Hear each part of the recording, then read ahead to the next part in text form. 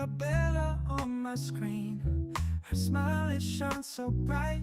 She's a queen with every scene. In the morning or the night, recipes and good vibes flow. Every video a gem. Her confidence, it grows and grows. We're inspired like her friends. Unstoppable Flora, she's got that power. Spreading her aura, blossoming like a flower. Through the highs and all the lows, she remains so strong. Her spirit always glows. She's where we all belong. With every like and every share, we feel her energy. No storm too strong, she can't bear. She's setting us all free. Unstoppable Flora, she's got that power. Spreading her aura, blossoming like a flower. Recipes and good vibes flow. Every video a gem. Her confidence, it grows and grows. We're inspired like her friends. Unstoppable Flora, she's got that power. Spreading her aura, blossoming like a flower. Through the highs and all the lows, she remains so strong. Her spirit always glows. She's where we all belong.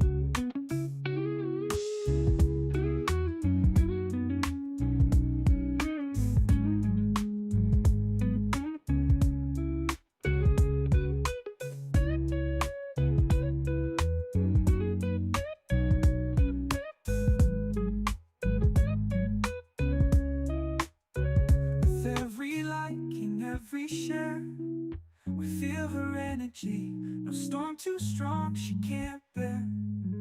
She's setting us all free. Unstoppable Flora, she's got that power.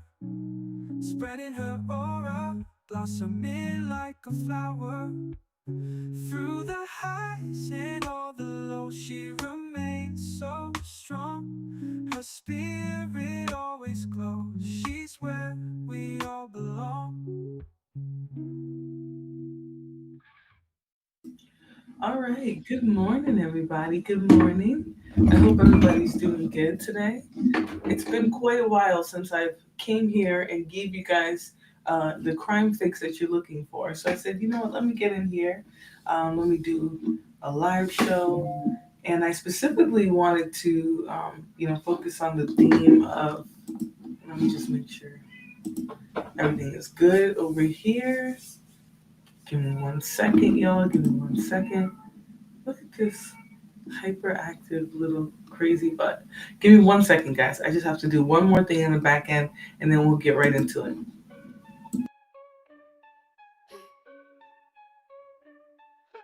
Battles got power, Florabella stands tall. Every drip, every drop, watch the haters fall. Channel sharp as thorns, ain't taking no mess. Scroll through her feed, feel that queen's finesse. Vine single type of. All right, so we'll jump right into it. But I just wanted to make sure something with the language. So if you guys could do me a favor, hit the like button on your way in. Get into the chat, engage, and do all of that. All right, because we're here to get our crime fix this morning, right, and get right into the show. So I decided to title this series that I want to try and do now, Shocking Crime Stories. And I say shocking because I want to leave enough on the spectrum. I want us to be able to go anywhere in terms of crime. So this series is mostly, it's not going to be focused on like just body cams or anything like that. It's going to be focused on critical cases. Now, one of the ones that we're going to be talking about today is the case of Raymond, let me just make sure I have the right last name. Yeah, Raymond Childs III. Okay, now Raymond Childs III was recently sentenced, or I guess he was sentenced in August, or he was convicted in August and then recently sentenced to deleting, what is this one? 6 family members. And I had to check the amount because he's not the only person we're going to talk about today. But we're going to start with Raymond Childs, and then we're going to move to Joliet, Illinois, where there was also another case like this of what we're a term that's been coined, family annihilator, right? Somebody who comes and deletes every family member, every person, doesn't spare a victim. That's essentially why they have been coined annihilators, because there's no like there's no morality in it. There's no like, oh, I'm gonna save the children, the kids don't have to, or whatever. Like literally every single person is deleted. And so that's the case of Raymond Childs. And then there's another case, Joliet, that we're going to go over. It had a different ending than this one. The suspect didn't survive to be tried or anything like that, or for us to learn more about his motives and things. So let's get started. We're going to jump right into Raymond Childs. And do me a favor, guys, if you can, on your way in, hit the like button for me, share, subscribe, engage in the chat, right, guys? Let's have the conversation. Let's talk about it, right? Because there's a lot of things that can be talked about and discussed in these cases today that don't just have to do with crime, right? A lot of it has to do with normalized behaviors. There's going to be some theories about why Raymond did what he did. So feel free to engage in the chat with me, make sure we're having the conversation, and let's get into it. We're going to start at the very beginning. Now, I decided that for talking about crime, it's best to go back to the starting point, right? What did we first learn when this case came out? And so we're going to look at the first few pieces of news that came out when this case was discovered, because initially there was no suspects. They didn't know who committed this crime, right? They just knew that 6 people were gone, including an unborn child. So let's get into this story, and make sure you guys are liking the stream for me. A community is in shock, and there are so many unanswered questions tonight. What happened inside a Northeast Side home, and why did 6 people, including an unborn baby, lose their lives? News since 6 o'clock. We have learned the identities of the people shot and killed inside that home in the 3500 block of North Adams Street. 42-year-old Kezzy Childs, 42-year-old Raymond Childs Jr., 18-year-old Elijah Childs, 13-year-old Rita Childs, and 19-year-old Kiera Hawkins and her unborn baby boy. The case has a community on edge, and police are determined to catch the person or people responsible. Nikki Dementry begins our coverage tonight. So obviously this is a family, right? Mom, dad, children. Okay, make note of right here. Mom, dad, brother, sister, literally probably just a person who was just there. She was the the brother's girlfriend, but the entire family, a whole generation, a whole line of a family is gone. Okay, these are the people that he deleted. Also, we know this now, but at the time they didn't.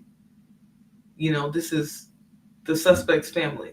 They're all his immediate family members. Let's continue.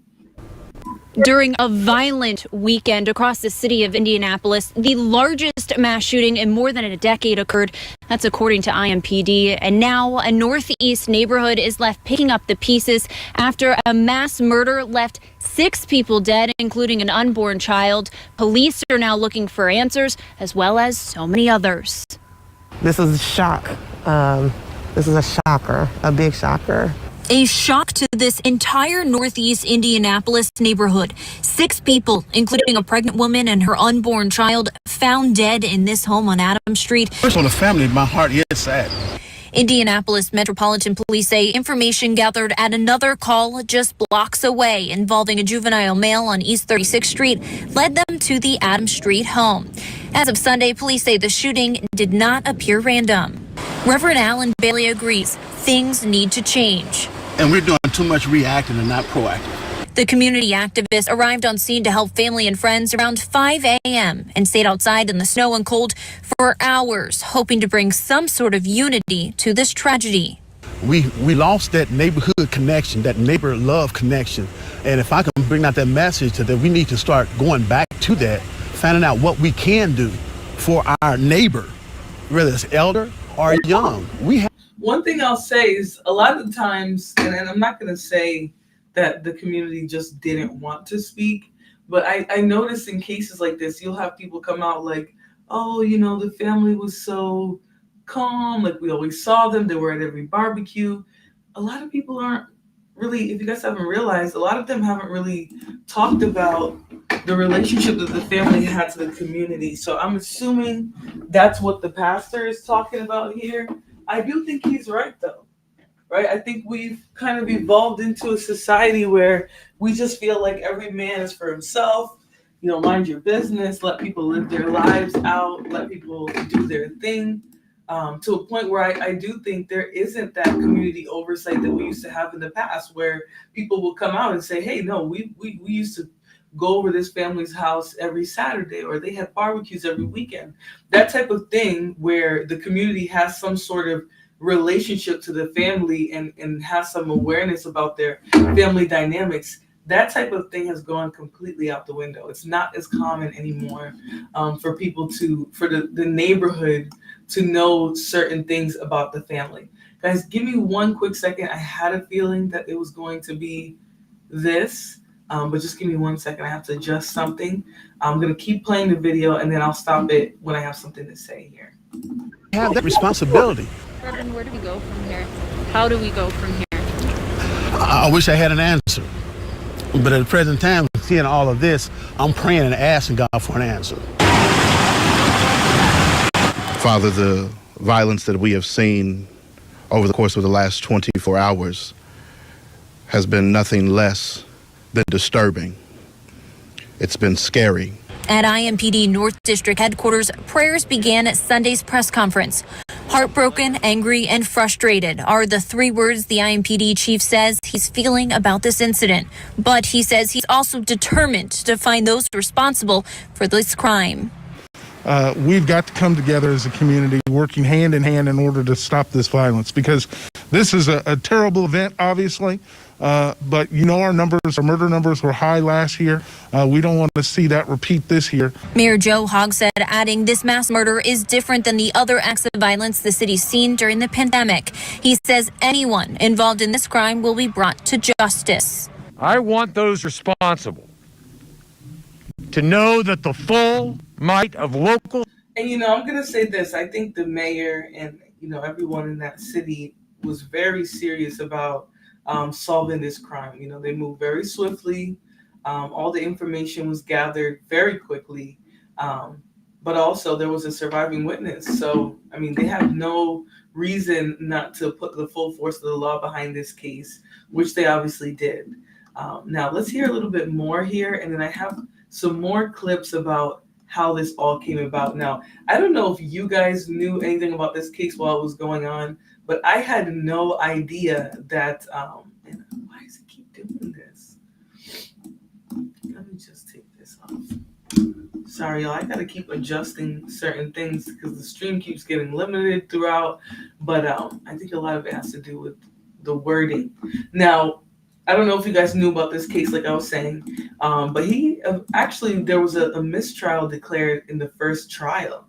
Now, I did try to go back and look for clips of the courtroom and things like that, but I had to think about that we were a year out of the panorama.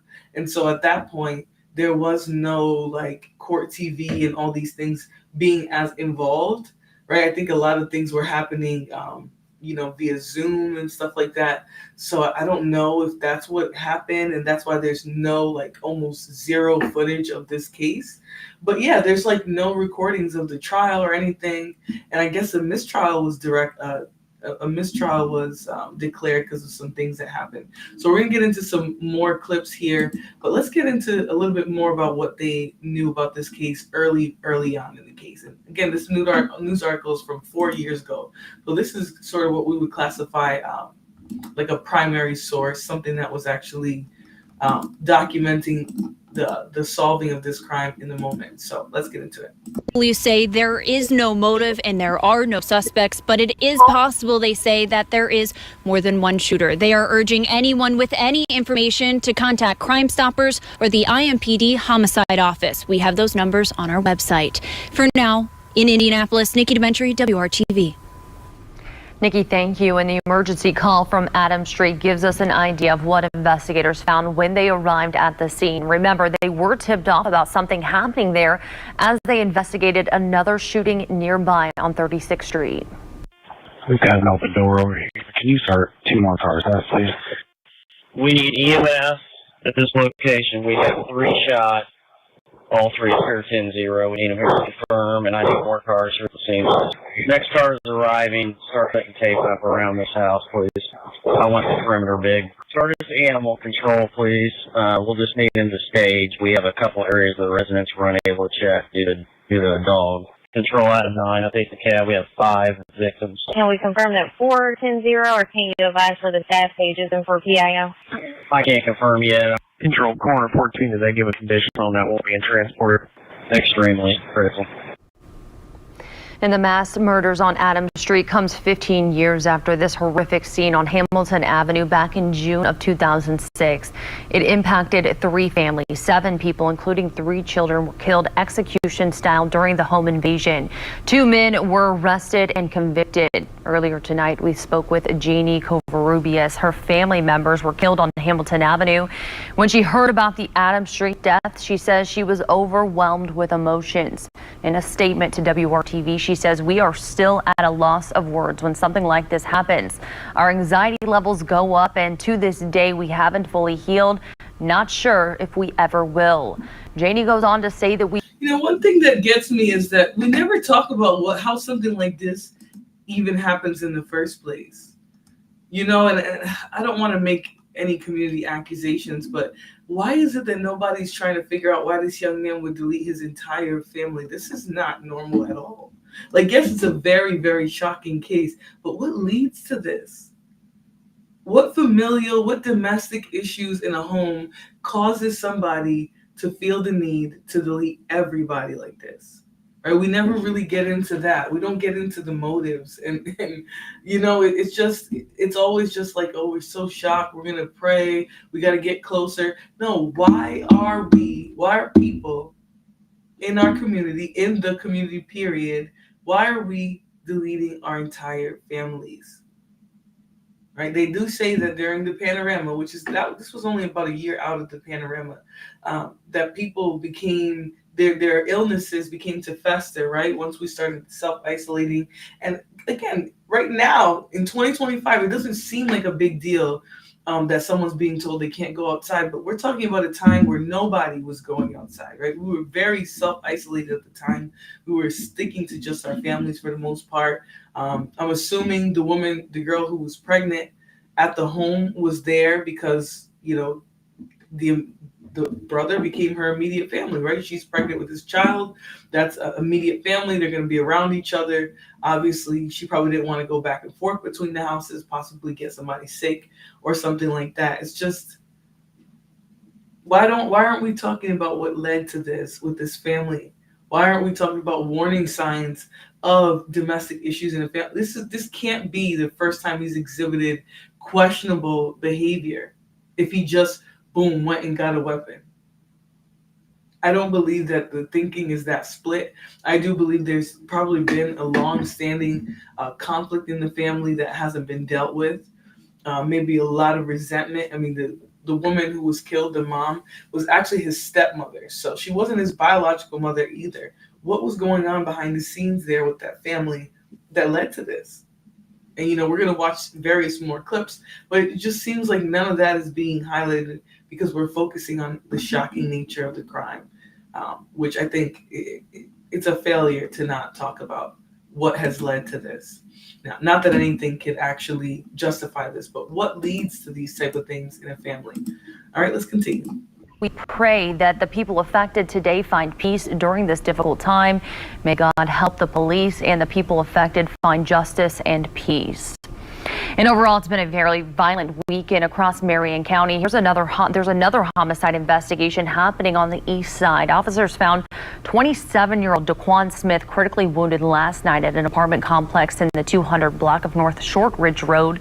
Smith died. So I don't know too much about Indianapolis, and I don't know if anybody in the chat does, But how common are these types of acts of violence there? I mean, obviously the community's shocked because it's a seriously egregious level of violence, but how violent is Indianapolis? Hey, Jennifer Moore, how violent is it? You know, in that area, is it common for gun violence to be going on? I know they mentioned there was some crime at around that time in other areas. So, you know, was it a combination of a crime-filled area and, you know, familial issues, family issues? Who knows? But let's move on to the next video, okay? Because obviously at first they hadn't figured out that it was him yet, right? They hadn't realized yet, or at least publicly hadn't stated that this was something that was done by the actual family member, the actual child. So let's get into how Mr. Raymond Childs was actually first apprehended and what they learned early on in the case about this. All right, let's get into it.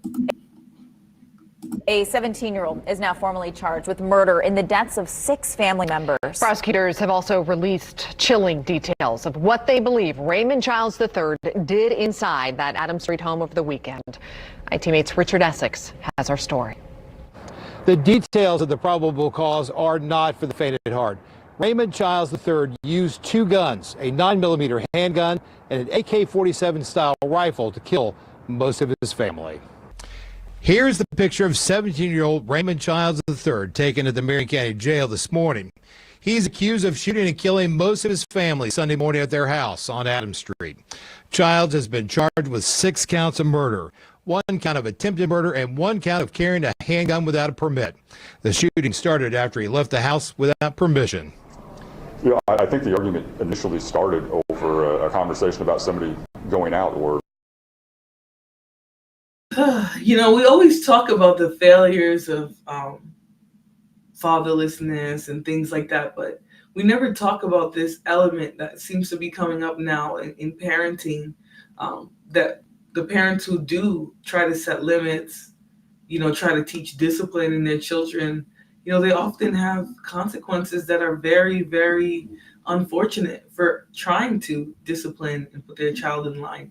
Now, the consequence itself is a lesson for the child, right? He thought, oh, you know, because someone's telling me I can't do something, then I have the right to do this. No. When we look at his sentence today, that's a major consequence, and I think that they did a really good job in giving him that consequence, considering the nature of the crime and his disposition about it in the end. Welcome, Gore. Welcome. He says I've been gone for a while. What's good? Happy Sunday, Flora in chat. Happy Sunday.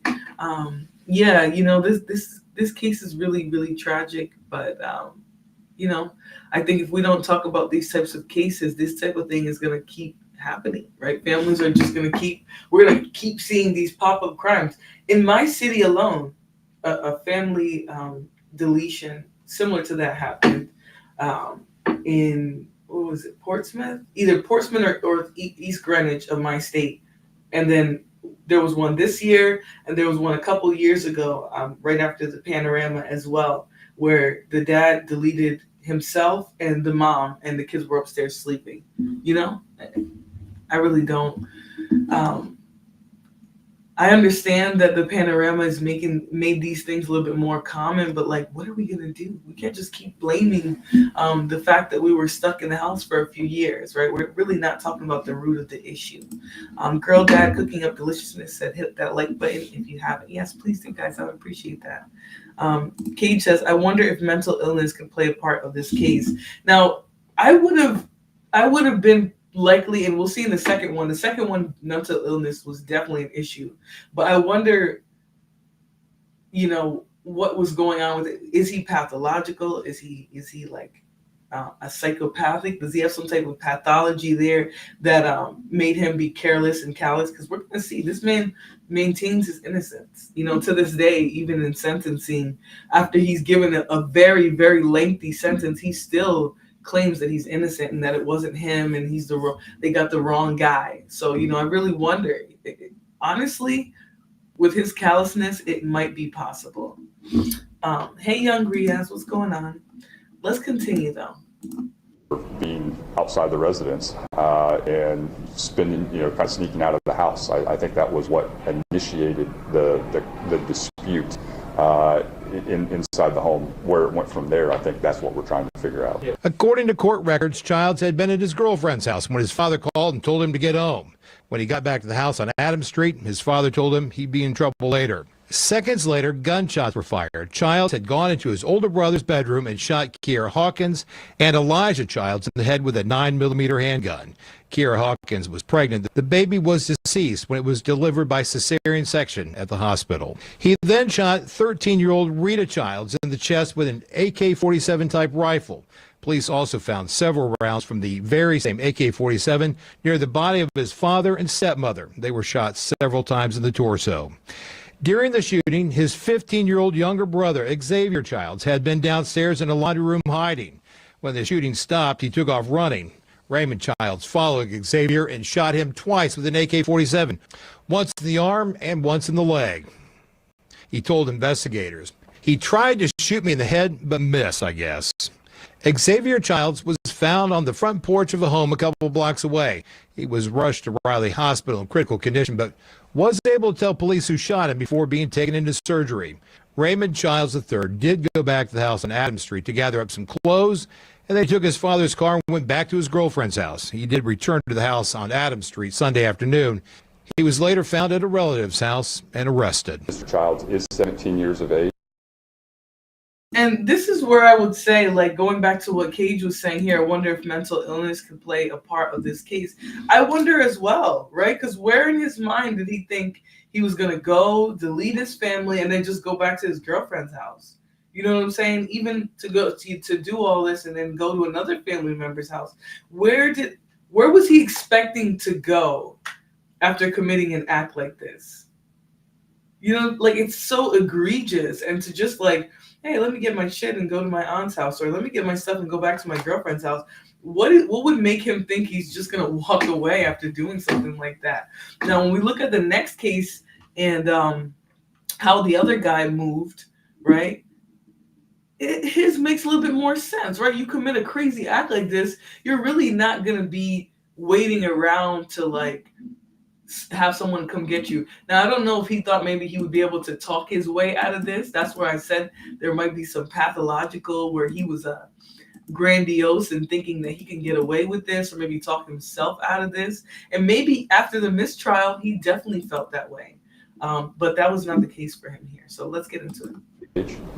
And because he is 17 years of age, we are not permitted under Indiana law to seek the death penalty.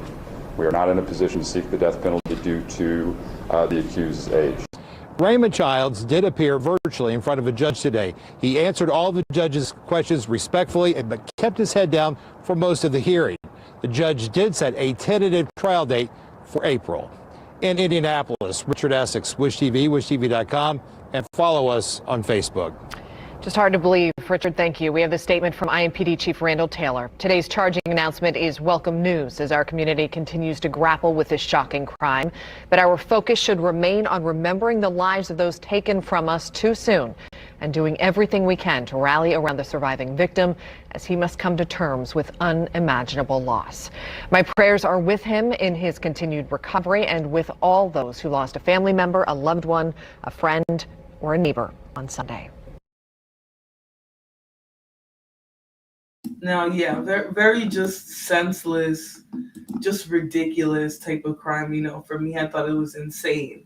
Now, let's go. I want to play this video here of his brother Elijah's mentor, right? And this is where I said, like, what protection do parents have? What help do parents have when they actually do try to raise their children well and they're met with a pathological, violent, devious individual? Now, I'm not going to just say that rudely. I think the fact that he acted like he was innocent through all of this, even through sentencing, like, it was just insane to me.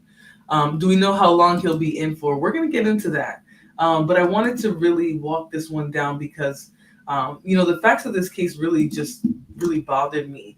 And let's say that Indianapolis has a history of being violent, right? I do think that was something that the family was aware of. So let's hear from his brother Elijah's mentor. His brother Elijah actually was somebody who played not basketball, who was a boxer, who was looking for things in his community in order to stay away from violence and the violent mindset that young men tend to have and be exposed to and things like that. And his mentor really spoke out and was like, this was just crazy because this young man was very serious about nonviolence, right? He was very, he was a young man who valued a safe community. His parents were teaching him those things. And so the fact that his own brother deleted him was just a really shocking thing to the community. So let's hear that video. His mentor is somebody who created a program for young youth or for young men who are living in these areas that are full of, gang violence and other crime and things like that.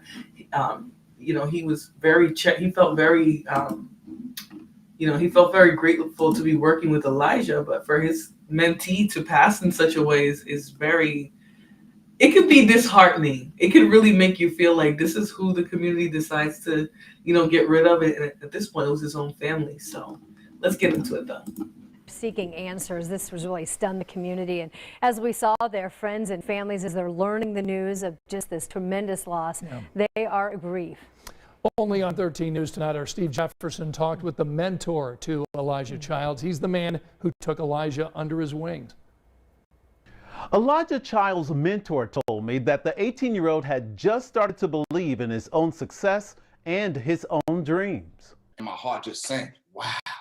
Hearing about the shooting death of 18-year-old Elijah Childs broke the heart of his mentor, Kareem Hines. I'm getting chills right now just talking to you about it because you just...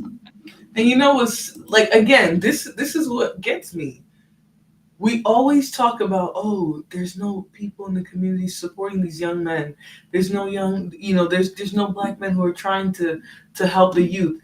The ones who are doing it are often undermined, by just this senseless violence. Senseless, just ridiculous. His own brother. How do you prepare for somebody doing something like that? Just a very, very egregious thing to me. And I think it's telling that this brother who had a pregnant girlfriend, was in the home. Obviously, he was a well-behaved, or at least, from what we can see, was a well-behaved young man. He was following his parents' rules. I mean, how could two siblings be so different? How can two kids who get the same upbringing come out so different? But this is where we can't make rash judgments about how somebody grows up and what that means for who they're going to be, right? We still have a choice. You can have two parents and still be a piece of garbage, right? You can grow up in the best neighborhoods, the best schools, have the best food to eat, the best clothes to wear, the best house to live in, and still end up somebody who will do something horrible, right? Who will ruin a lot of lives and really cause the public a lot of issues as well. But, I think about this and I'm just like, how could we have possibly prevented this? The kid's involved. He's doing something in the community. He's trying to better himself. His parents are in the home trying to raise him and his siblings. The whole family lives there. And I know a lot of people don't believe anymore in like the multi-generational households. But I think the only way something like that wouldn't be good or healthy or possible is if we're not dealing with those issues in our family, those mental issues, those trauma, and maybe even like just familial problems that never get healed and turn into wounds, turn into hatred and resentment, things like that. I think the fact that we have stopped being multi-generational households tells us something about what's going on in our homes and how we're just really neglecting these emotional needs and mental needs that we have of our family. And a lot of people have walked away from their families, probably for reasons like this, that they did have violent family members or family members that just refuse to ever fall in line and do the right thing. I wonder how everyone that is deceased felt about this young man. Did they even see this coming? Did they know that he would eventually go this far? Were they afraid of him? That's something we'll never know. That's something we'll never know now because they're all gone. And I don't know that it was ever talked about from anybody else that, they have a history with him, that he was, used to not listening. So that means this family was probably dealing with his condition and his behavior all on their own, without getting any support from the community, not getting any support from the church, from their friends, from their neighbors. How scary is that? I just said, not him. You know, he was one that if he would have made it, he would have been one that would pull other young men with him. Kareem founded the mentoring program New Boy to help redirect young people away from crime and violence. He shared this promotional video used to recruit troubled youth. New Boy activities include a Guns Down, Gloves Up boxing program that starts with intense conversations about staying out of trouble. We call it our leadership circle. Was always one that raised his hand and had positive news to share. Kareem says Elijah was as different as his choice of hair color and even redirected his music rap star dreams, adhering to advice about non-violent lyrics. I've talked to him a few times about making positive music, just kind of talking about his story as opposed to trying to fall in line with some of the popular music is, and he listened. His mentor's concerns are also echoed by clergy across the city who met on Zoom Monday afternoon. We will be inviting clergy and other community stakeholders to join us because we know that we cannot do this by ourselves. Now, after starting 2021 with a tragic loss, like Elijah's mentor, the clergy prays the deadly violence stops. During the interview, Kareem Hines talked about how his organization could help keep Elijah Child's memory alive.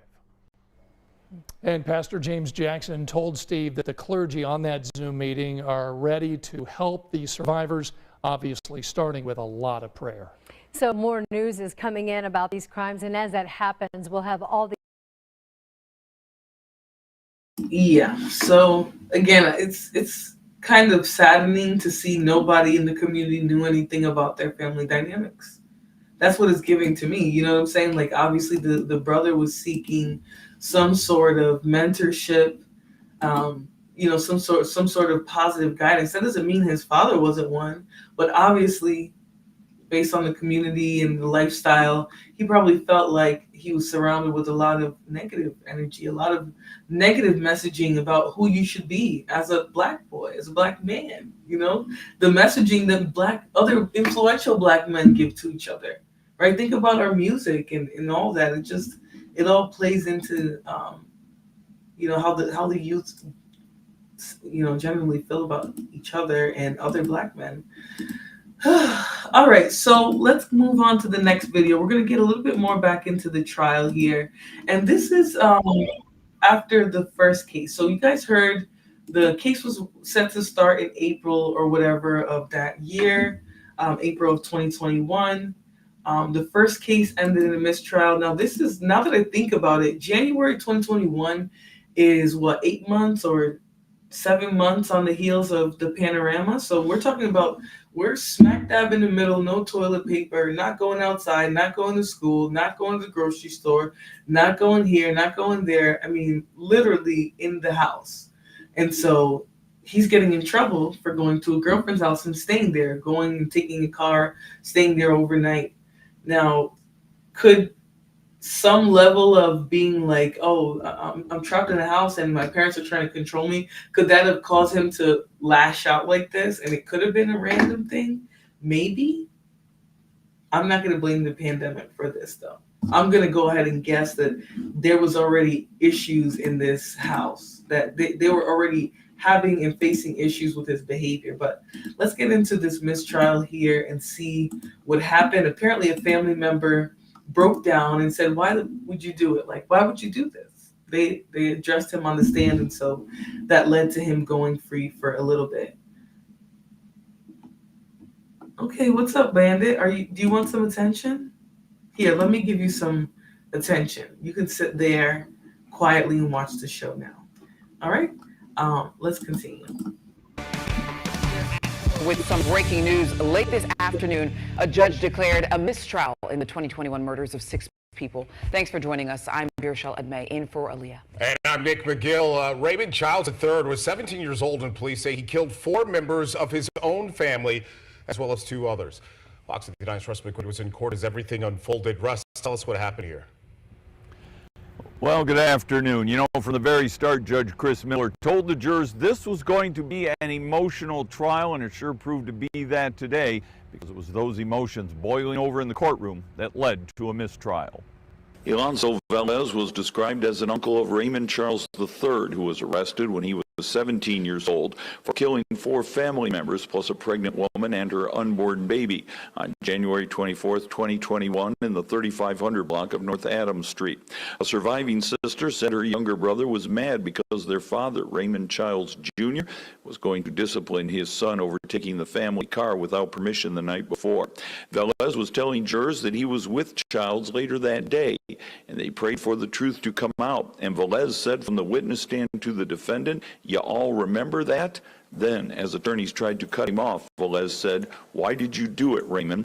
That sent the jury from the courtroom, the judge to huddle with the lawyers, and then a declaration of mistrial after one juror said she could no longer be impartial after hearing Velez's comment. And you know, a lot of times, and I can see why a mistrial would be declared, right? Did this family member address him, and there was a lot of emotion and hatred, and that display probably would have unduly swayed the jury. But I hate that he got a mistrial. That doesn't, obviously he ended up being prosecuted again, because they never just, in these type of cases, they never say, oh, you can't come back because of something like this. But I hate that he even got off for a little bit, you know what I'm saying? And he probably felt really good about himself, like, oh yes, mistrial. No, your time is coming, buddy. Hey, Six Semper Tyrannus, what is going on? Yeah, this is a terrible case. Terrible. Just sort of a wicked occurrence, a wicked circumstance for this entire family, you know, just terrible. As bad as it can really get, honestly. But I think it's interesting that, you know, they decided to declare a mistrial, because they were probably like, no, this dude is going to jail. So if we need to end this right here and start over so that we get a perfect, flawless, verdict, then that's what we're going to do. And so I think that was sort of the thought process behind giving him another trial in this case. All right, a few seconds left, and we'll move on to the next video. Afterwards, family members were shaken by the judge's ruling. Very disappointed, but it's all going to work out. It's going to all come together. We put it in God's hands, and we're just going to go from there. Today's been long, it's been draining, it's been emotional, but we shall overcome this. Judge Miller wants the attorneys to come back and join him Monday morning for a conference at 10 o'clock to figure out where this case goes from here. Live at the Community Justice. Exactly. And, you know, at that point, that's exactly what they're trying to do. They wanted to preserve this verdict. And in order to preserve it, they did, in essence, have to declare a mistrial and start over. So there was no biases, that he can claim anything. Because you do something like this, you got to go away. We're not going to fumble a case like this. That's exactly the thought process of the prosecution and all that. So, all right, let me move on to the next video here. So a mistrial was declared, and then he was retried. All right, so let's see what happened recently in this case here. Now let me pull up this next article here. So it was July that the mistrial was declared, it appears, or something like that. So it started in April, July, mistrial, and then they move on and try him. In October, we get a verdict. So let me put this case up here. Just give me 1 second, y'all. Technical difficulties. And now, the only thing that I really hate about this case. Oh, hold on, y'all. Hold on. Stay tuned. 1 second, y'all.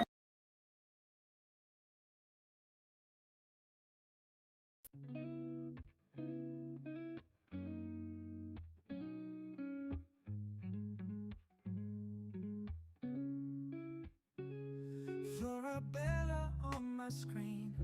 Her smile, it shines so bright. She's a queen with every scene. In the morning or the night. Recipes and good vibes flow. Every video a gem. Confidence, it grows and grows. We're inspired like her friends. Unstoppable Flora, she's got that power. Spreading her aura, blossoming like a flower. Through the highs and all the lows, she remains so strong. Her spirit always glows. She's where we all belong. With every like and every share, we feel her energy. No storm too strong, she can't bear. She's setting us all free. Unstoppable Flora, she's got that power. Spreading her aura, blossoming like a flower. Recipes and good vibes flow. Every video a gem. Her confidence, it grows and grows.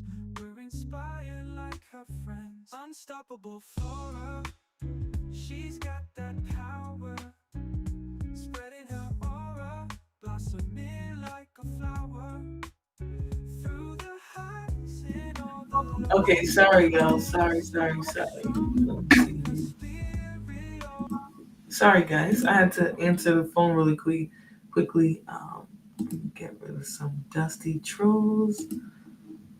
True, I was half expecting him to plead insanity. Yeah, no, he straight up just tried to say it wasn't him who did it, which I thought was like, wow, this dude is really arrogant. For him to think that he was going to just straight up get away from it, get away with it. So, okay, let me put this thing up here for y'all. And we're going to look at what happened more recently, 4 months ago.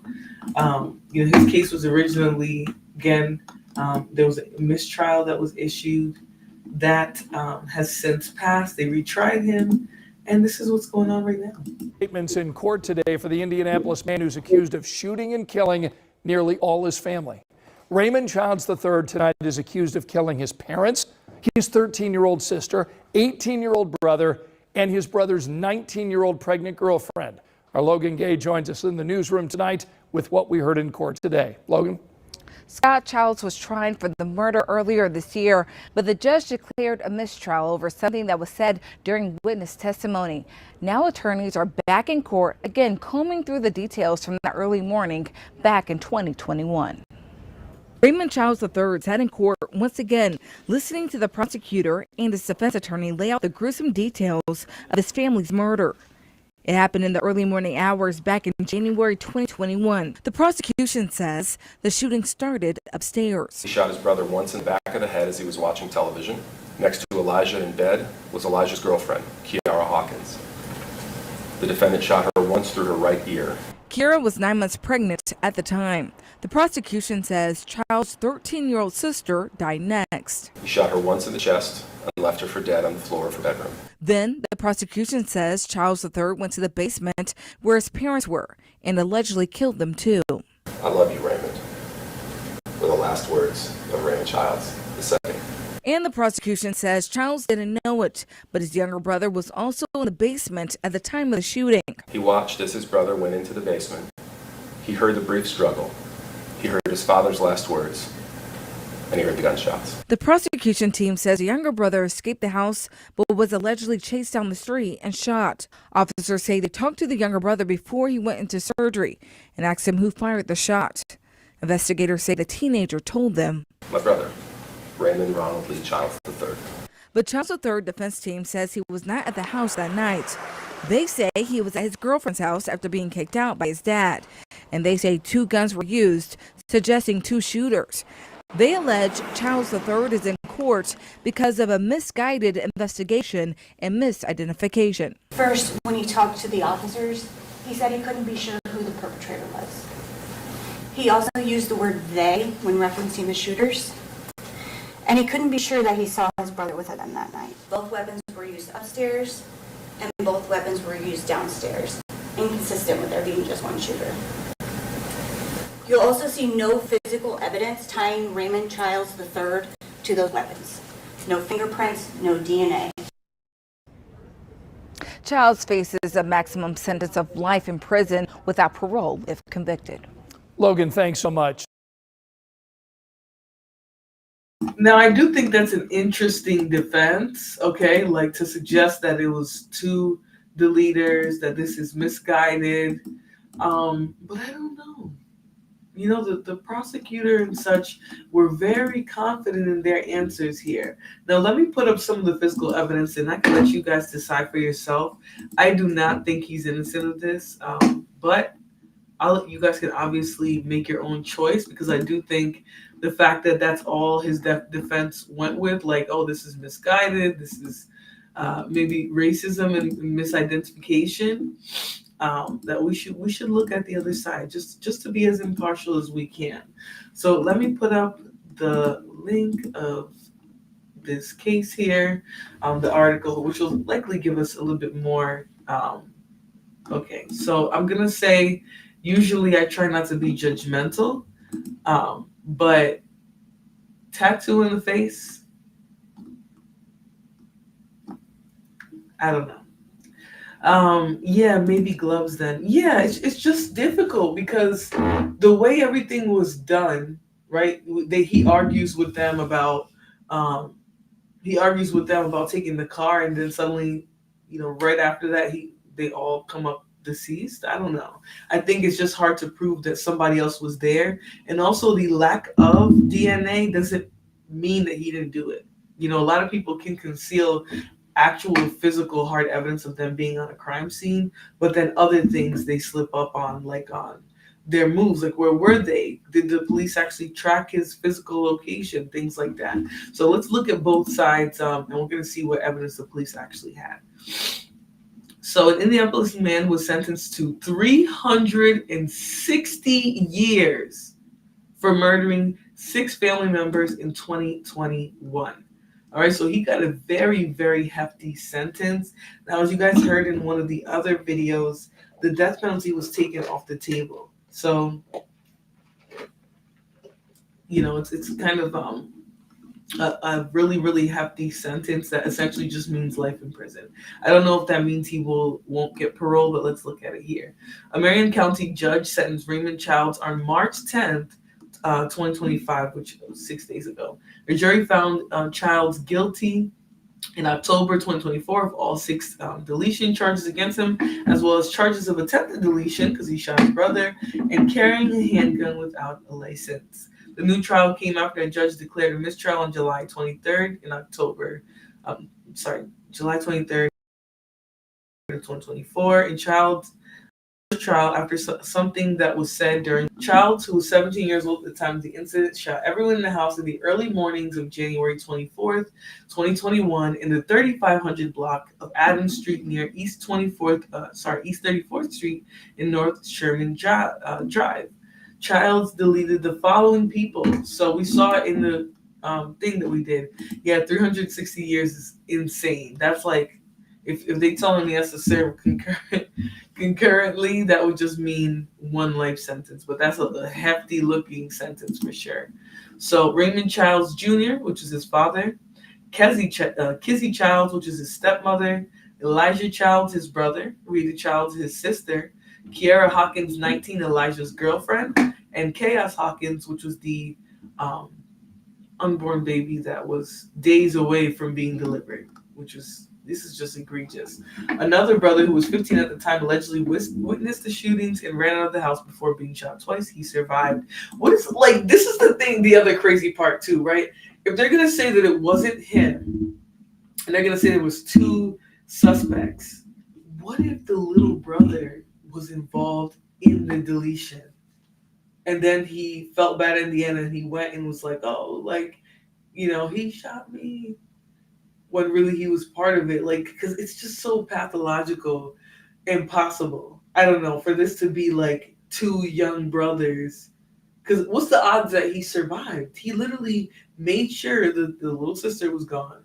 He made sure the pregnant girlfriend was gone, made sure the 18-year-old brother is gone.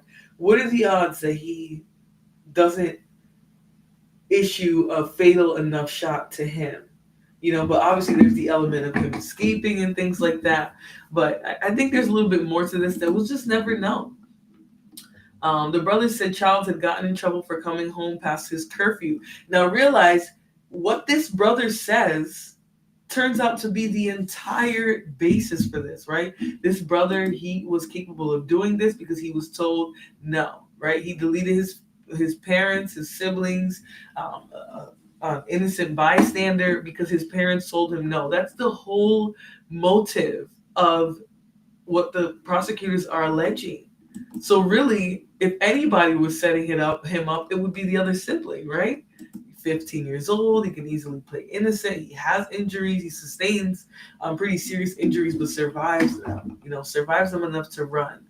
I wonder what else is going on there. Now, I'm not trying to theorize, okay, but it's stuff that we'll never know. Yeah, I wonder why I couldn't find any of that stuff. I wonder maybe someone has to do the FOIA request for it. So I just gave somebody else an idea. They'll probably get it before me. But yeah, someone probably has to do the FOIA request still for this body cam. Because I honestly would like to see, not that I want to see a bunch of deceased people, but I really want to know what the crime scene kind of looked like. You know what I'm saying? Where the little brother said he was. Nowadays we have so much more of a viewpoint of things that happen and the first responders, what they see and things like that because of body cams. But this was in the height of the panorama. So I don't know if, I don't even know if this information was properly documented. Were their body cams even on, But, okay.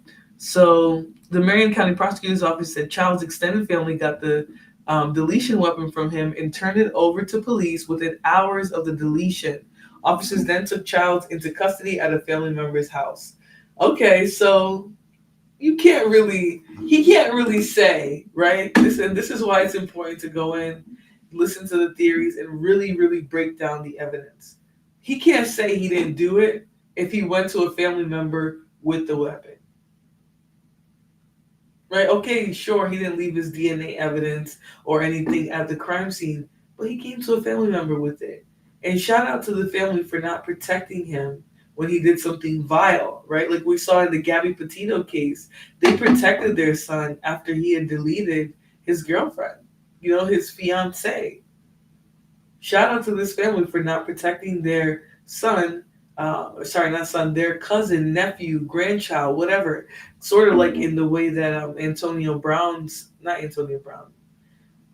Armstrong's son was protected by the family. A lot of people in the family believed Armstrong.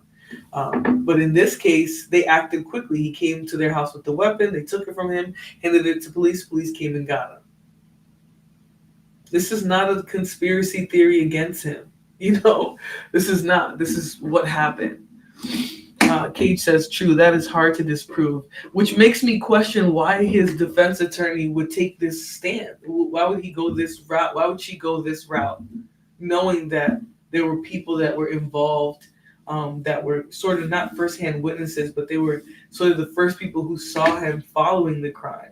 You know what I'm saying? Like, it's just, this is not going to fall into the category of police conspiracy theory or misjudging or anything, coming to swift conclusions. This is, he likely did this, so all right. Marion County Prosecutor Ryan Mears issued the following statement following the sentencing. The defendant brutally deleted 6 people: his father, stepmother, older brother, younger sister, his older brother's girlfriend, and her unborn child. There is no penalty that could ever reflect the harm and unimaginable loss caused by the defendant's actions. It's true. He took out whole generations.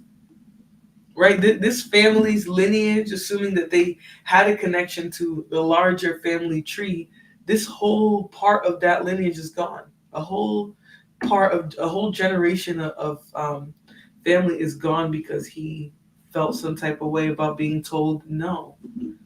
So all right. This resolution would not have been possible without the hard work and dedication of law enforcement, our trial team, and the victims' families who have shown incredible strength and resilience in the face of an unimaginable tragedy. Yeah, I would say, it was nice hearing from Kiara's mom, because Kiara's mom, her daughter was an innocent bystander, right? Let's say this was a family dispute. She had nothing to do with this. She really didn't know the young man. She probably didn't know the young man well enough. Now, I don't really know. We're not hearing a lot about this family's dynamics. You know, a lot of times people will come out and be like, oh, they were a close family. They were always having barbecues. They were always doing that, like I mentioned earlier. But we didn't see any of that. Nobody in the community, in the neighborhood outside of that one mentor came out and talked about what they know about the dynamics of this family, which it could be telling about some things that the family might have been facing on their own. Now, I'm only going to stop by this for a second, but this is a mini Draco.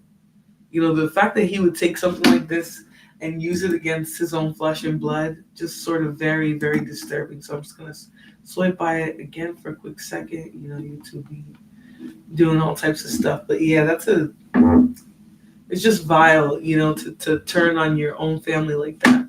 During the sentencing hearing, Childs said, I lost my family just like everyone else did. I'm not a deleter. I'm no deleter.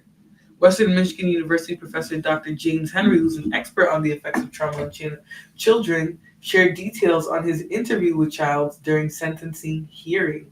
Now, this is the first I had heard of anything going on in this young man's life, right? This is why I said the fact that nobody in the community, no neighbors or friends and other family members came out and said, no, this family was used to, you know, they had a great family dynamic. Everything was, you know, kosher, copacetic.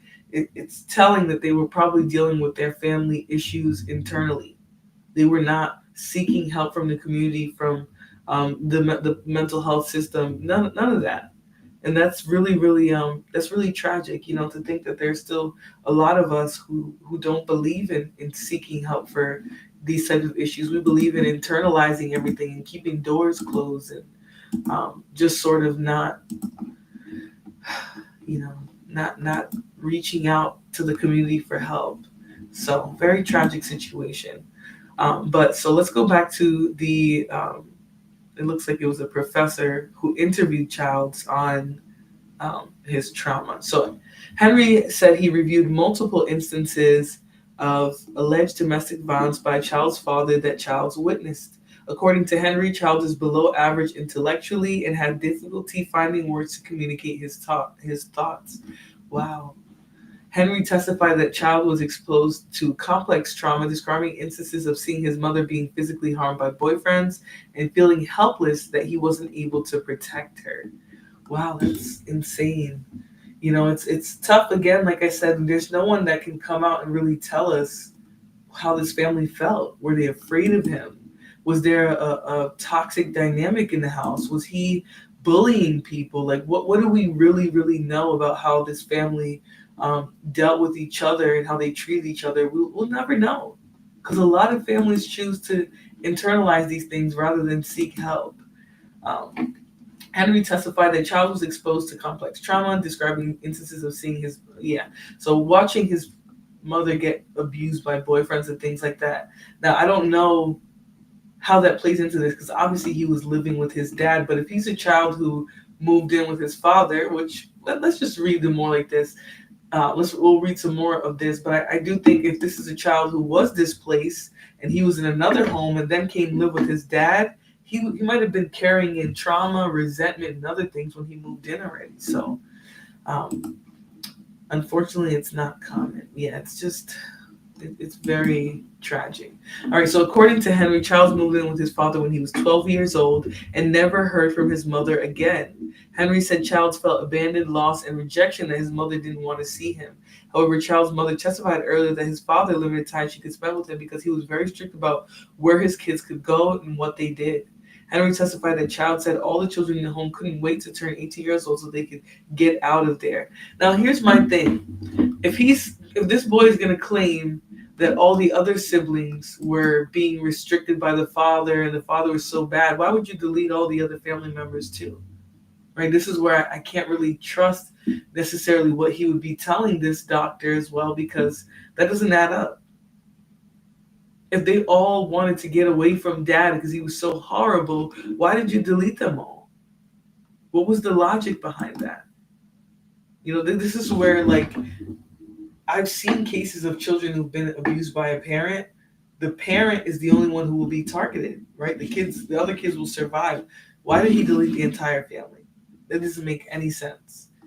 Henry testified the child said all the children in the home couldn't wait to turn 18 to get up out of there. Henry said he diagnosed child with PTSD as child deals with intrusive thoughts and a hypervigilance to perceived danger. The defense asked the judge to consider child's age at the time of the incident, also noting mitigating factors of child's mental health, PTSD diagnosis, and subjected to a history of abuse and domestic violence. Now, these are things we'll never know. How do you delete your whole family and now want to be talking about complex trauma? Sir, we'll never know anybody's side but yours. You know, we'll never know anybody's side but yours, and it's just tragic. Hey, Lana, how you doing? I'm sorry to pull on your heartstrings this early, but these are stories we got to talk about. Because besides the fact that this happened during Panorama and everybody was fighting over toilet paper, this is a really tragic case that I don't see a lot of people talking about it. I couldn't find a lot of information, videos. The fact that body cam and other things haven't been sought out for when he was arrested and for other things that we know, it's possible that this case flew under the radar and people just didn't really go back and do the investigation here. But he was just recently, convicted. So I think it's kind of tragic that we didn't get a lot more information on this case. Empress says it was probably resentment and guilt. Yeah, he probably was really upset that he didn't get to start out his life with his dad. And then the whole thing with the mother and being rejected. That's another part of it that plays into his mental. But I definitely think that this was the young man. He did this, right? Whatever rationale he had, we maybe will never know, because they did say, he had a very low IQ. Which again, I question those IQ tests.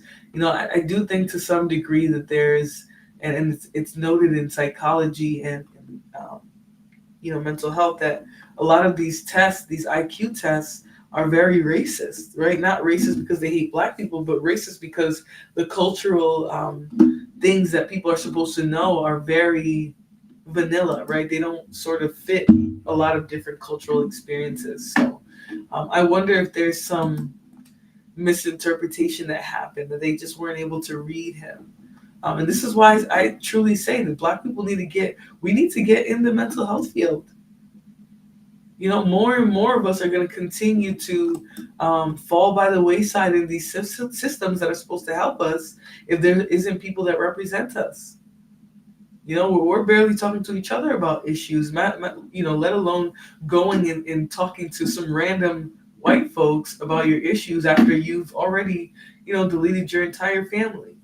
They're looking at you like an animal. They're not even looking at you like a person. So until we decide to be more involved in community mental health as well, more issues like this are going to be pervasive, unfortunately. Hey, Lana, love, good morning.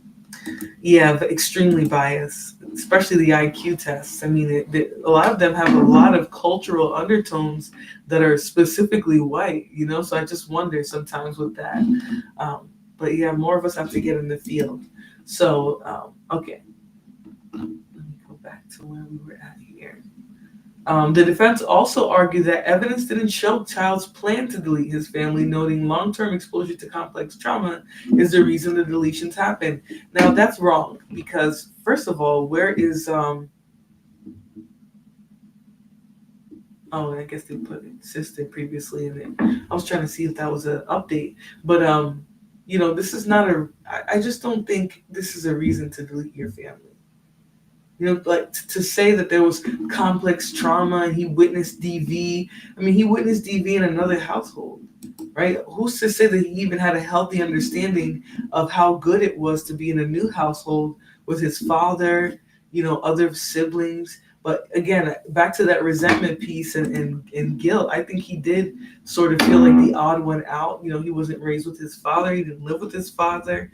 And it seemed like the mom just sort of walked away once she, relieved him to his dad, which that could be harmful too. Mental health, especially medical health, especially mental health, is a biased system towards people of color. Yeah, that's why I decided to share any resources that I have. Like I shared one on my wall the other day. I don't know how many people actually stay on the East Coast or anything, but Revive Therapeutic Services, it is an amazing mental health provider that I went to. Great work. You know, they have a Black nurse practitioner who does a lot of the medical, and then there's a bunch of practitioners who, you know, people of color. There's also, you know, just regular old, you know, people as well, but they're a great organization, and it's very rare. So when I find something like that, I try to share it because I know there's very little available for us in terms of you know, seeking help for these type of issues. So all right, let me see here what we got. All right, so we're going to stop there, and that's sort of all I have here for this case. Again, he ended up getting charged 360, sentenced to 360 years in prison for all the deletions. He is not up for any sort of death penalty, so he's not going to be deleted because of what he did. But he's going to face the consequences, and I don't know if it specified whether or not he has parole. So I'll have to look into that. But we're going to move on to the next story. This story here is about the Joliet 8, or I believe 8 it was. Yeah, Joliet 8. This is a string of different cases that happened, different crimes that happened that all turned out to be linked to one man who was, you know, taking revenge sort of out on some family members. So let's look at this case here. Now, this case ends in a self-deletion. So obviously, it's very clear there was mental health struggles going on here. But let's get into this one here. I don't know if anybody followed this case at the time. This happened in Joliet, Illinois. And the suspect fled all the way to Texas. So let's get into this. As you are aware, yesterday afternoon, the JPD was summoned to the 2200 block of West Acres. It was quickly determined at that time that 2 homes on that block contained a total of 7 persons who were all shot to death. Through our investigation, we are now comfortable saying that this multi-victim homicide occurred Sunday afternoon. Shortly after 9 p.m. last night, we were notified by Texas law enforcement authorities and our federal partners that our subject, 23-year-old Romeo Nance, was killed by a self-inflicted gunshot wound after a brief confrontation with law enforcement. We have confirmed the victims in this case were of a variety of different ages. Inside the residence at 2212, there was 4 females, aged 14, 16, 20, and 38. There was also a 38-year-old male at that residence. All were deceased. Oh, man. So when we talk about the issue of femicide, right? This really like upset me. You know, this really upset me because 5 young women are gone. Right? We act like femicide and crimes that are specifically towards women aren't real, but this is an example of it. Whether his motivations had anything to do with their gender or not, 5 young women are gone. Teenagers across the spectrum, teenagers, young adult, grown women, 38 years old. I mean, this is just senseless. This is insane. It's insane that many Black girls are gone. And we don't sit down and have a conversation, that we don't make these type of stories go viral.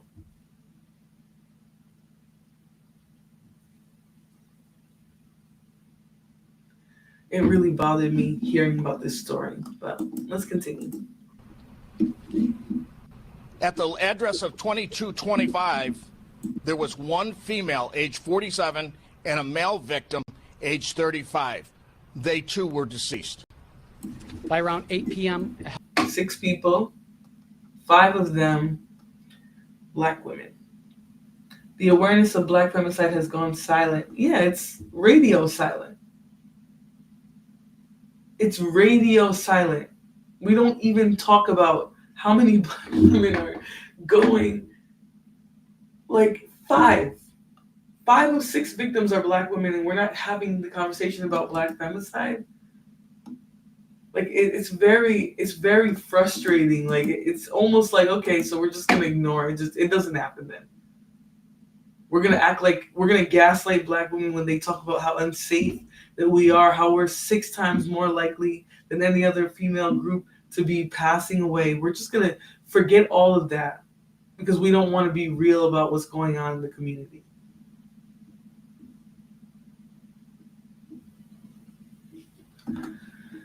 Oh boy. But all right, let's continue. Helicopter had located the suspect vehicle on I-35, and Texas law enforcement was mobilizing additional resources to stop the vehicle.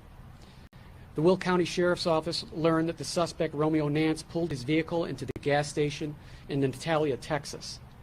Task force officers with the United States Marshals Service observed Mr. Nance armed with a firearm fleeing from the vehicle. It's at that time they gave chase to him. He rounded the corner around the gas station and decided to take his life.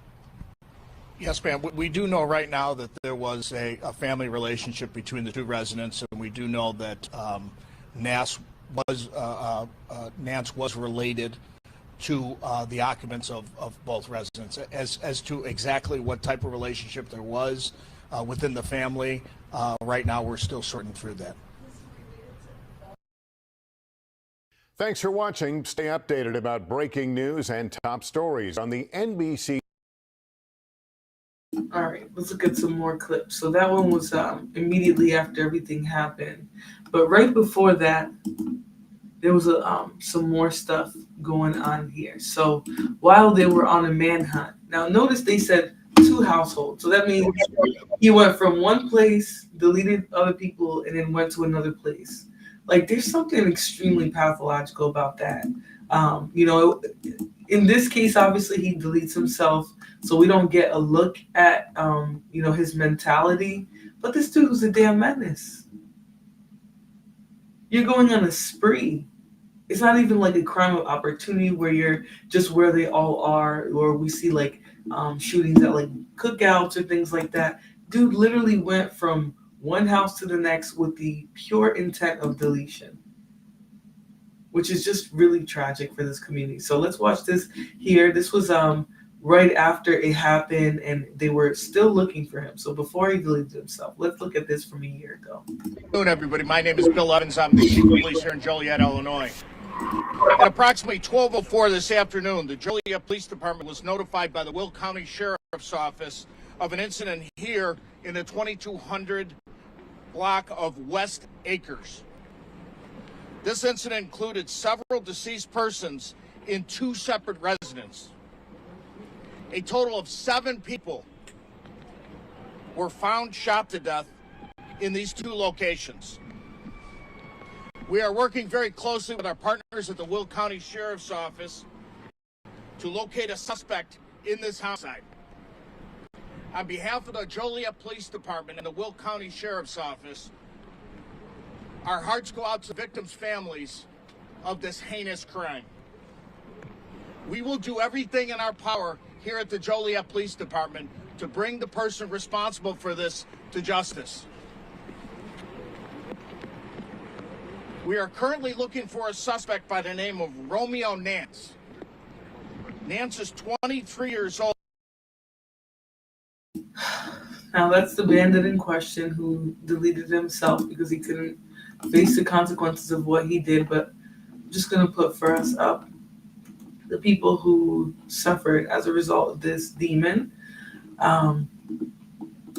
Very much a tragic situation, right? 5 Black women gone. And, obviously 2 Black men as well. But it's just like, how does this not ignite a conversation about femicide, like especially Black femicide? How do we not talk about how likely we are to pass? Like it's ridiculous. I don't care that this was during the pandemic. Why did nobody talk about this? Why did this not go viral and viral and viral? Why is this not something that we dole out hundreds and thousands of dollars to raise awareness for? to try to bring more support and resources for people who are suffering from these issues, who might be going through domestic violence in their own families, who might be going through this tragic level of violence in their own families. Right? This type of thing doesn't just happen. It doesn't just pop up and yeah, he deleted his whole family because they annoyed him that day. Right? Often these families are left to deal with the burden of these individuals. They don't talk about it. They don't reach out for resources. They don't seek mental health resources. They don't seek therapy. They don't commit these family members. They just really are left to be at the mercy of somebody who might not even be stable. But these are the victims.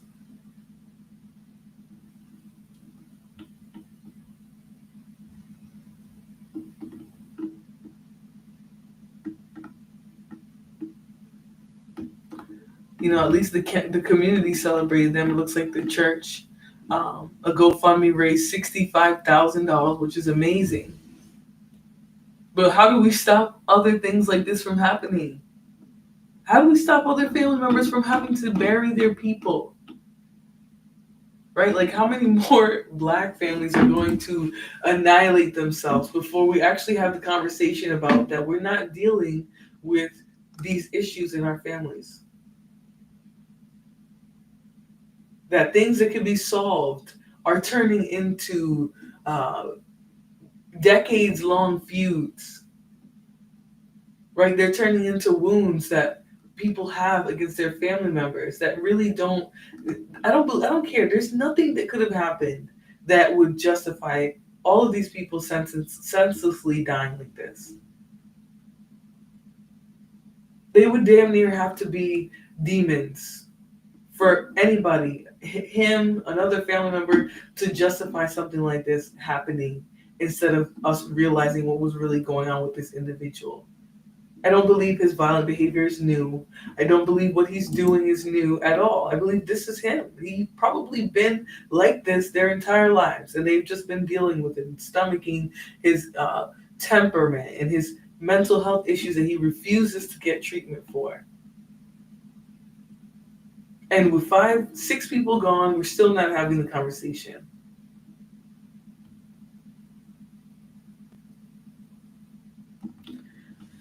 Oh boy, it's very tragic, that we just sort of let these stories go by the wayside instead of becoming a lesson, right? Teaching us something, helping us put into play resources and things that could actually help families who are in the same condition, who are dealing with family members who might be tragically mentally ill and refuse to get treatment.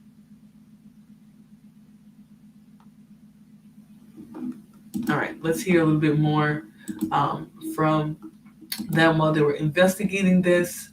All right, they were looking for Romeo Nance, who is the bandit in this video here, who was found to have been responsible for this. All right, let's continue. He's 6'2", 160 pounds. He's an African-American male. His last known address was right here in the 2200 block. If you have any contact with this suspect, please contact your local authorities. Do not attempt to take this subject into custody on your own. Thank you.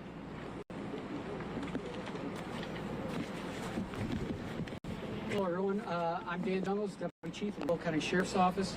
Will County Sheriff's Office has been working this investigation since yesterday when a shooting occurred in our jurisdiction at 5 Pheasant Run Lane in unincorporated Joliet Township.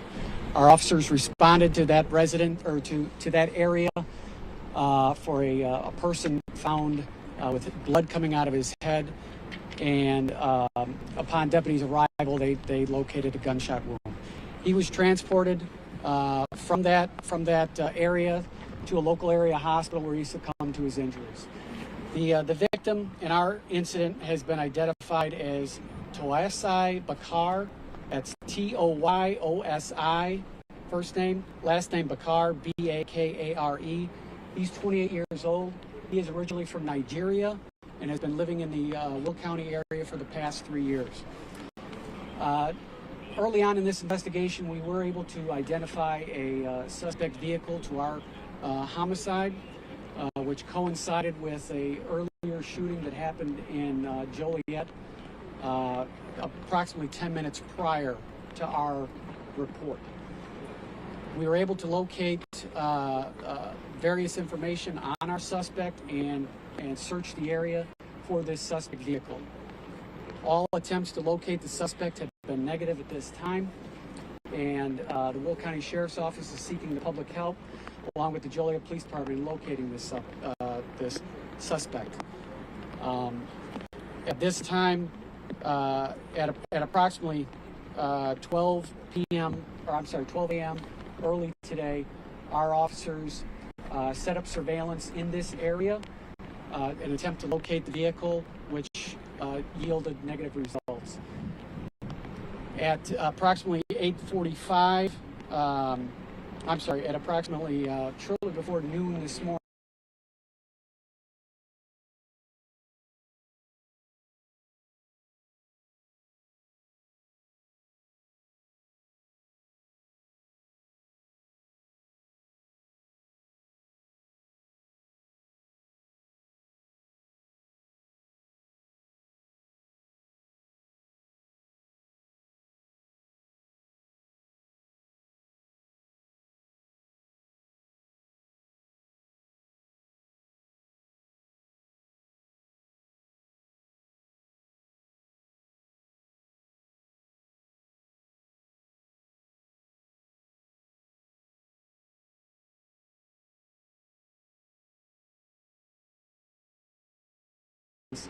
located blood outside of the residence and made entry. Oh boy, I was timed out. My bad, guys.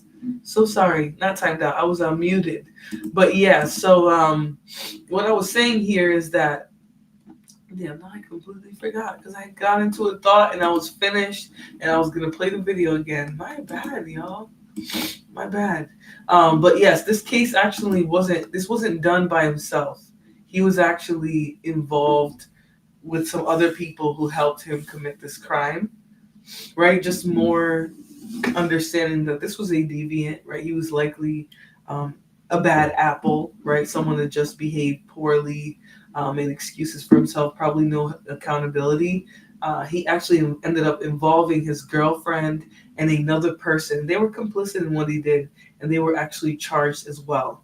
So let's listen a little bit more about this, and I got some more clips about how those other people were involved and how they were tried. All right, let's get into it. Deceased individuals, and that's when we contacted the Joliet Police Department regarding this incident. That's about all the information I have at this time. Thank you very much. We will take a few questions, but we again, understandably, we do have to keep it brief. Gentlemen, do you have any kind of motive for these shootings, or at least the one that took place here? At this time, we do not have any motive. Obviously, this is an ongoing investigation. We're deeply entrenched in this, and as of this time, we're still moving forward with that. What is Nance's connection to this scene and to the other two scenes? I can't say that right now. It's an ongoing investigation. I think would be against my better judgment to comment on that anymore. You don't know if he knows these individuals or knew any of the victims? He does know the victims. Chief, can you talk about the victims at both locations? Are they all related? I believe they are related. In both homes? Yes, we do have to be very careful with information we provide at this time, but they are related. How were those other two shootings yesterday connected to this scene? We do believe that they are both those shooting investigations from yesterday have some correlation with the shootings here today that we're dealing with. At this point, we can't tell you exactly why we believe that, but we'll hold on that information for now. Chief, can you give us age range, please, of the victims? No, not at this point. No. His last known address is that one of the houses where people were found. That's correct. Bill, do we have 8 total homicide victims counting the Will County Sheriff's case then? Is Correct. that what we believe, 8 total? Yes, we have 7 here at this scene. We have another at the Will County scene. Were there any reports of gunshots last night, this morning? area? No, ma'am, there was not. Are the victims? Now that's a little telling as well, right? No reports of gunshots. Right? What were the neighbors thinking that they didn't say anything? They didn't call the police and say, "Hey, we heard bullets" or whatever. Just very interesting. If somebody was to shoot a gun in my neighborhood, there will be 100 cops here because a million people will call and they'll think it was probably like a mass deletion or something. That's how rare bullet sounds and things like that are around here. So it just makes me wonder, like, you guys heard a bunch of gunshots and nobody came out, nobody questioned, called the police, nothing crazy like that. Okay. We don't believe so. Not related. We don't believe so at this time. But somehow connected to Nance. There could be, yes, there could be. And like I said, guys, it's a very fluid investigation. I'm limited in what I can tell you. I don't want to say anything that's going to compromise an investigation. But at this time, I'll answer anything I'm available to answer. Can you clarify if he had any previous history? Yes. Criminal history? Yes, I believe he does have criminal history. Chief, can you talk about resources here? Will County Sheriff deputies, Joliet police, who else is helping in this investigation? That's correct. We did employ the assistance of the FBI Fugitive Task Force. We have full court press as far as the Joliet Police Department is concerned. We are partnering with the Will County Sheriff's Office. A number of different agencies are involved in this, but those are probably the primary agencies right now that are doing all the legwork. Sure. Just on the personal note, Chief, 7 people. How do you even react to something like that? I've been a policeman 29 years. This is probably the worst crime scene I've ever been associated with. And again, you said that the 2 households are related. Are they family members specifically? We do believe that they are family members. The final count of 8 includes him, right? Self-deleting. But he killed 7 family members, and of those 7, 5 of them were women. How that doesn't spark a conversation of femicide, I don't know.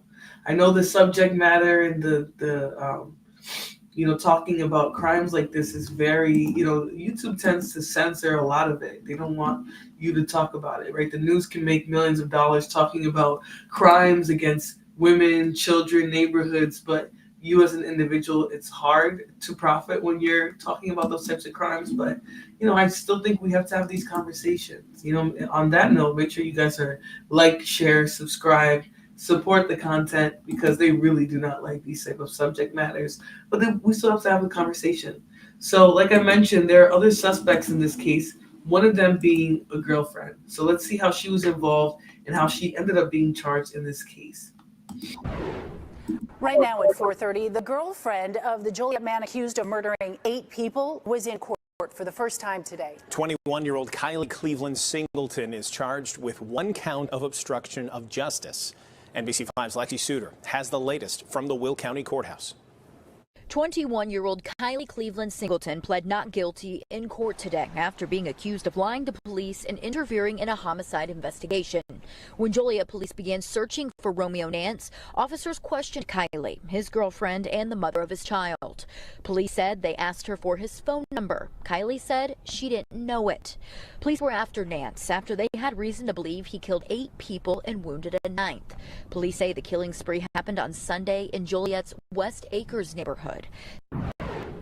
Right now at 4:30, the girlfriend of the Sorry, y'all. Let's run it back because my ADHD brain was focused on something else. But it sounds like she refused to give them a phone number of his when she had it. What a stupid way to implicate yourself in a egregious crime. The man accused of murdering 8 people was in court for the first time today. 21-year-old Kylie Cleveland Singleton is charged with 1 count of obstruction of justice. NBC5's Lexi Suter has the latest from the Will County Courthouse. 21-year-old Kylie Cleveland Singleton pled not guilty in court today after being accused of lying to police and interfering in a homicide investigation. When Joliet police began searching for Romeo Nance, officers questioned Kylie, his girlfriend, and the mother of his child. Police said they asked her for his phone number. Kylie said she didn't know it. Police were after Nance after they had reason to believe he killed 8 people and wounded a 9th. Police say the killing spree happened on Sunday in Joliet's West Acres neighborhood. 7 of those victims were Nance's relatives, his mother, brother, 3 sisters, aunt, and uncle. Nance died by suicide after he was confronted by police in Texas on Monday night. You know what? She deserves charges, because how do you sit there and protect somebody after if he could delete all them family members, you think he won't come for you one day? Like, that's just goofy for me. At that point, that's not even my man anymore. That's not my boyfriend. He's not even my baby daddy. I'm not even gonna call him that anymore. You delete all your people like that? No, I'm not protecting you. So I think it's fair and reasonable for them to charge her. You should not be protecting somebody who commits these level of crimes. Was visibly emotional as the judge addressed her today. He did send her home under electronic monitoring. One thing I want to note, did you guys notice the language that's being used here? Can anybody tell me what language is different between this story and the last one? Now, this happened within 2 residences, but there was more people deceased here. They didn't call this one a mass shooting. They did call the last one a mass deletion. Right? There's a big difference in how things are being reported now. And I think that can make things a little conflicting. You say mass deletion, a lot of times people are going to think random, scorned, angry. No, this is just familial violence, good old-fashioned familial violence. And technically, if it's more than, I believe, 5 people now, that's what we consider to be a mass deletion. So this was a mass deletion as well, but it wasn't labeled that. You know, it wasn't talked about in that way. And so there's a certain context and energy around it as well when you don't use that language. But let's continue. And house arrest. She's also not allowed to possess any weapons during this time. We expect to see her back in court here in Joliet on February 8th. Reporting from the Will County Courthouse, Lexi Suter, NBC5 News.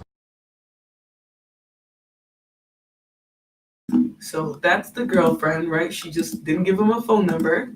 And we also have, did I X out the wrong thing? I might have. We also have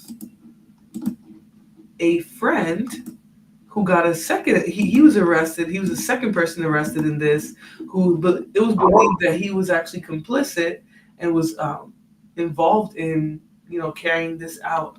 So let me put this video up here of his deviant friend who got involved in this case and ended up being charged. Learning about new charges in the multiple murders that happened in Joliet earlier this year, police say they've arrested someone who has admitted to being involved. CBS 2's Asal Rizai live in the newsroom now, breaking down the shootings that this man is connected to. Yeah, Suzanne, we know the main suspect, Romeo Nance, died by suicide in Texas shortly after killing 7 members of his own family. Will County Sheriff's deputies say an accomplice is now in custody. The man on your screen, 24-year-old John Hansen from Shorewood, was arrested this past Friday and charged with 3 counts of murder, attempted murder, and aggravated battery with a firearm. The Will County Sheriff's Office says Hansen admitted to being with Romeo Nance during 2 separate shootings that left 8 people dead in total. Hansen telling detectives that Nance gave him a gun. Now, let me just tell you, how do you just sit there and you watch somebody do something like that? You're just as much of a deviant as he is, right? Obviously, birds of a feather flock together, so he was hanging out with another deviant. But I mean, how do you just sit there and try to act like you were just with him? You're not just with somebody who creates who engages in a deletion. The moment I see any questionable behavior, I'm out. But obviously he was surrounded by deviants. That's when Hansen killed 1 man and wounded another the day before. Police say Nance killed 7 members of his own family. Officials say Hansen told detectives that he threw that gun into the DuPage River near his home. Detectives recovering a weapon on February 5th during a search of that river in Shorewood. Right now, Hansen is being held in jail. His first court date has not been set. We'll bring you updates just as soon as we have them. I'm live in the newsroom. Asal Rizai, Suzanne, back to you. So, kind of questionable, this case. I think this one is way more open and shut than the last one. Obviously that young man was involved in some criminality already. He's hanging with another gentleman who's willing to, gentleman is a stretch, but another bandit who's willing to, pick up a weapon and senselessly use it against somebody. He obviously deleted somebody as well. And just, you know, it's really a terrible birds of a feather type of situation. Okay, so, all right, let's see here. Is that all I got for you guys? Yep, that's all I got for you guys. So I'm going to be doing some more cases like this. Hopefully you guys enjoyed some coverage of this. I've been wanting to cover individual cases because I feel like, you know, doing the general body cam is nice as well. It's nice to do, you know, a body cam that covers a bunch of different cases, but it's really nice for me to be able to go deep into 1 or 2, 3 stories. So I'm going to be doing more theme streams like that. Hopefully you guys enjoy this. As tragic as this was, I do think we need to have these conversations. We need to talk about the femicide and all that stuff. This is part of what was her name? What was her Instagram name, if you guys had her before she passed away? But her name on IG was like Protect Black Women and Girls, and she would post literally daily all of the different cases that were happening to Black women and where people were being deleted. And it was just, it almost became an information bank of how frequently Black women are at risk of being deceased. You know, how frequently these types of crimes are being committed and how at risk, just by virtue of being Black women, that we are of being deleted, especially when it comes to familial and domestic situations. That skyrockets. So hopefully you guys enjoyed this. I'm going to be doing more streams like this and kind of bringing my channel back to a crime focus. So if you guys liked any of that, if you enjoyed the stream, make sure you hit the like button for me on your way out. Share, subscribe, and all that. And I'm going to send you guys off with my anthem, and I'll see you in the next one.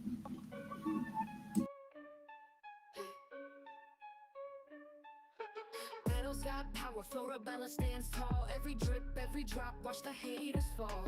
Channel sharp as thorns, ain't taking no mess. Scroll through her feet, feel that queen's finesse. Vines tangle tight, but Flora breaks free.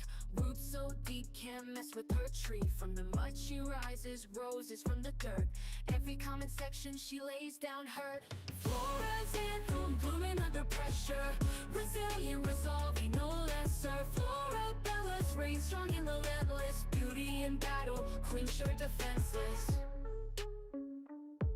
From the garden green to the concrete wall, Florabella, unstoppable, nature's child. Leaves whisper secrets, she's the loudest shout. From the channel buzzing, she never backs out. Seed of strength, through seasons she grows. In the face of doubt, her spirit glows. Cameras ain't a limit, she branches out. Thorns in her crown, she wears it no doubt. Flora's anthem, blooming under pressure. Resilient, resolve, ain't no lesser. Florabella's reign strong and relentless. Beauty in battle, queen sure defenseless.